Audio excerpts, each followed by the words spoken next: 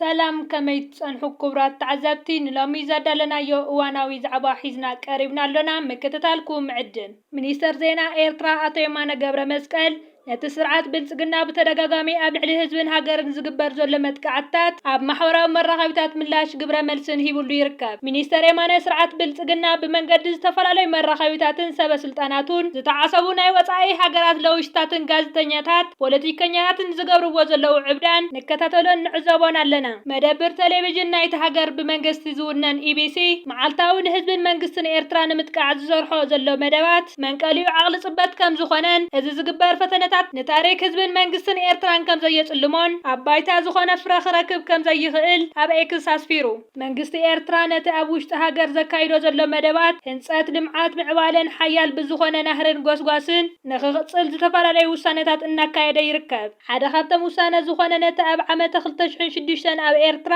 ደው ኣቢልዎ ዝጸንሐ ህንጸት ኣባይቲ ውልቀ ሰባትን ብውልቀ ሰባት ዝውነኑ ኣብ ህንጸት ዝነጥፉ ኣብ ዓመተ 2026 ሙሉእ ብሙሉእ ከፍቅድን እቲ ናይ ስራሕ ባብ ክርሑ ምዃኑ እሙናት ምንጭታት ሓቢሮም። እዚ ድማ ኣብ ኤርትራ ናይ ስራሕ ዕድልን ኤርትራውያን ዜጋታት ናብ ሃገሮም ብምእታው ወፍሪ ከካይዱ ዘተባብዕ ኣገዳስን ዘሐጉስ ስጉምቲ ምዕባለን ከም ዝኾነ ብተወሳኺ እውን ነቲ ኣብ ኤርትራ ዘጋጥም ሕፅረት ኣባይቲ መፍትሒ ከም ዝኸውን ተገሊጹ። መንግስቲ ኤርትራ ካብ ዝተፈላለዩ እዋናት ብዝዘየደ ኣብዚ ሒዝናዮ ንርከብ ዘለና ዓመት ዓበይቲ ውሳነታት ክሕልፍ ስጉምትታት እናወሰደ ይርከብ። እዚ ህንፀት ኣባይቲ ከዓ ኣብ ዓመተ 2026 ከም ዝትግበር እዞም ምንጭታት ይገልጹ። ስድራቤት ስዉ ኣምባሳደር ግርማ ኣስመሮም ብ23 ታሕሳስ ልዕሊ 400 ኣገደስቲ መጽሓፍቲ ንማእኸል ምርምር ሰነዳት ህግደፍ ኣረኪባ።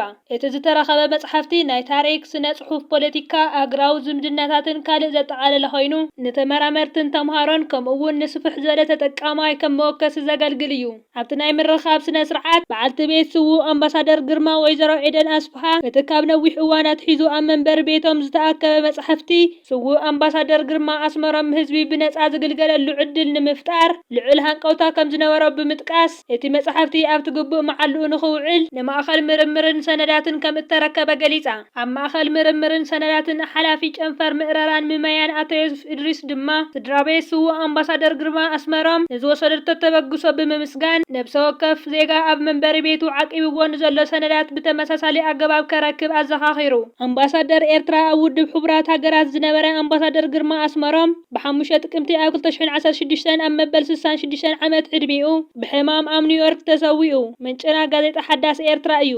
ኮሚሽን ሕብረት ኣፍሪቃ ንሶማሊላንድ ዝተዋሃበ ዝኾነ ይኹን ኣፍልጦ ብምንጻግ ንሓድነት ሉዓላውነትን ሶማልያ ንምኽባር ዘለዎ ተወፋይነት ደጊሞ ኣረጋጊጹ።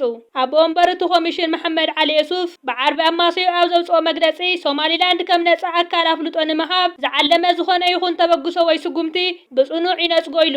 ቀዳማይ ሚኒስተር ሶማልያ ሓምዛ ዓብዲ ባረ እውን ሃገሩ ነቲ ብእስራኤል ዝተወሰደ ውሳነ ኣብ ልዕሊ ሉዓላውነት ኮነ ኢልካ ዝተፈጸመ መጥቃዕቲ እዩ ብምባል ከም ዝነጸጎ ተገሊጹ።